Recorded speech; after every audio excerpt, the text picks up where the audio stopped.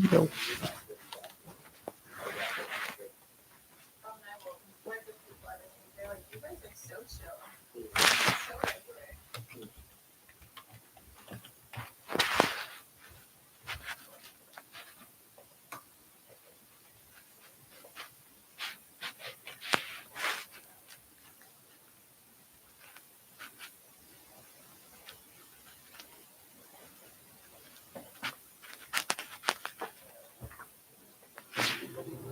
So what are you looking for when you go to a scene like this and you know that this person's car is there?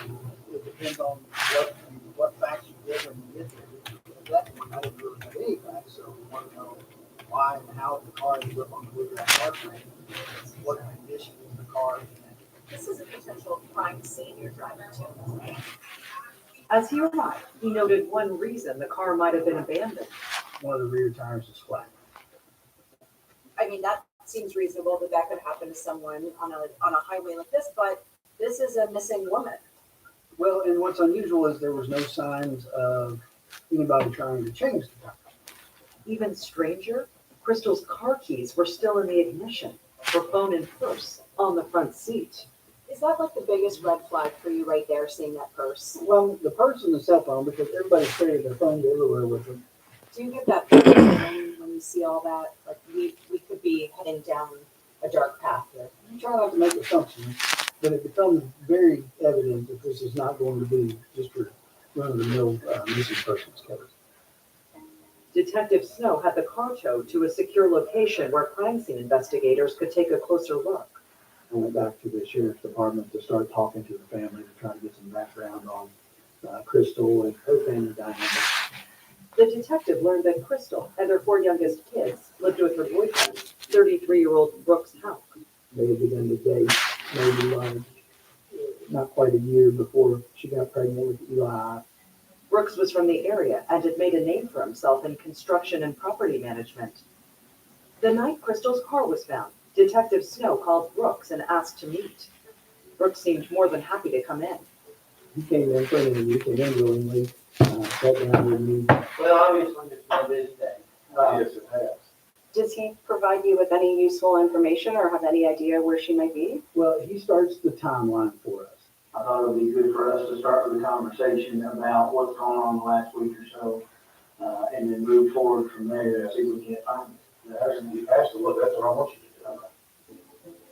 Brooks told the detective everything was fine when they were together Friday night. They'd taken their toddler, Eli, on a family outing. They had gone to the family. Mom, wait, never mind. The evening after he got off work, and they had stayed out there for a pretty considerable period of time, walking around in the fields. How long do you think you were there? Probably around 7:45 or so to maybe 11. Brooks said they drove back to their house and were home by 11:30. He went to bed first. He says Crystal was still awake. She goes to bed later than what I do. Right. Because I get up earlier than her. More often than not. Eyes.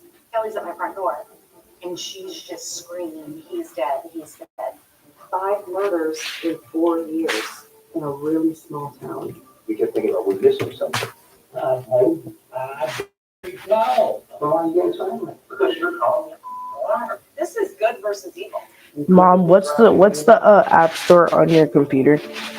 There is no app store. You can't buy nothing. I'm not trying to buy There anything. is no app store. That's my work computer. There is no app store. You can't download anything. Crystal What are you Rogers' trying to do? family was frantic. Mom, nothing. Well, you trying to do something? Why are you asking that? Huh? They found her car sitting on the side of the busy Bluegrass Parkway. She just disappeared and nobody had saw her, and Detective John Snow with the Nelson County Sheriff's Department responded to the scene.